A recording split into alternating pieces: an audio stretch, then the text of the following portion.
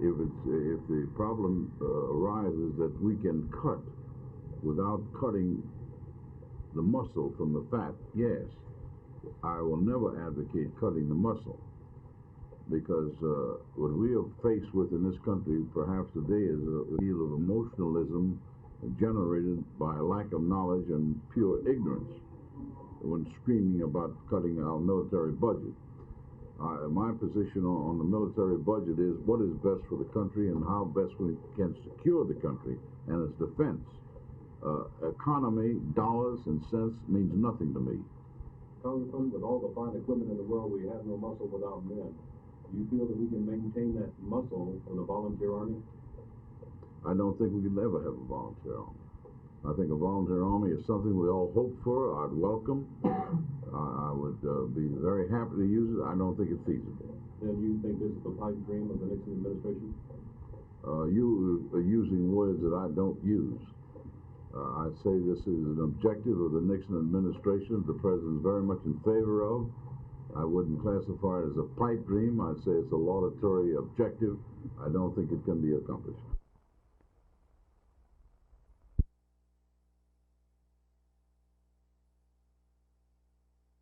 In the past few years, we've had trouble with the war on poverty programs throughout the United States. Do you feel that these problems are beginning to be solved now? No. I think those problems are not beginning to be solved now. I think we wasted billions of dollars in rat holes that never actually reached the needs of the poor. There are a lot of people who had big jobs, big positions, but the poor got poorer and poorer, and some of these jobs got bigger and fatter. Well, if you feel this way, why do you feel that OIC then is going to go ahead further than it has been? Because OIC is the people. We are the people. It was created by the people. It wasn't created by the government. I created this program with the help of God and people across this country who believed in self-help, who believed that people must first help themselves. So I want my workers to be paid. I want them to be paid well. They know they're not working for a paycheck. They're working to help people to rise.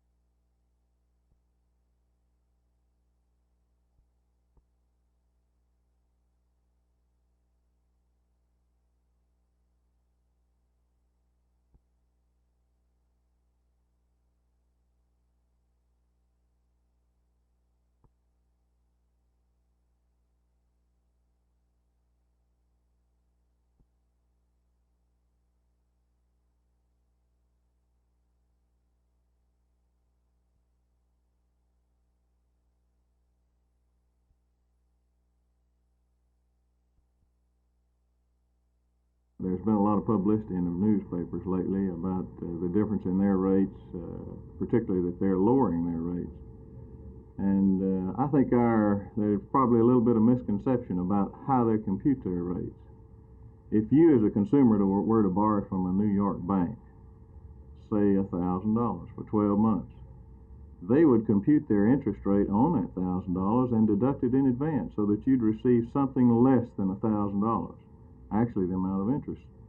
In other words, if it was a 5% loan for an automobile purchase, you borrowed $1,000, you would in actuality get $950. That's correct. While here in Dallas, you would have the full use of the $1,000, or your total note would be $1,050.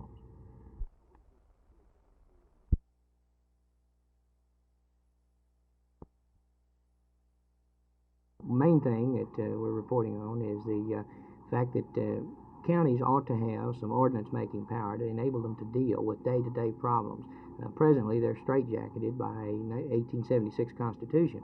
We're asking that the legislature give them power to enact ordinances in the area of health care, public safety, and general welfare, and things of this nature, so that counties can deal with problems without having to wait 18 months to 2 years to go back to the legislature and say we need a special bill to handle this particular little problem. The theory is that the more government can be handled locally at home, the better and more attentive government will be to the needs of the people, particularly in urban areas. Another thing, we're talking about recommending that the legislature include counties in on a share of any revenue that might be generated by the sale of liquor by the drink in their areas.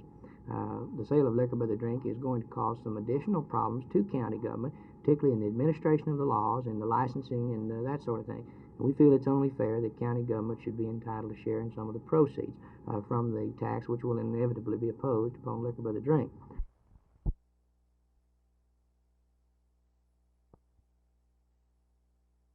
We have had some 70 some odd drownings on this reservoir since the Liberty and Palmer water, some 18 years ago. We had 5 drownings on Lake Grapevine last year. These drownings can be attributed to, in most cases, carelessness or disregard to current regulations.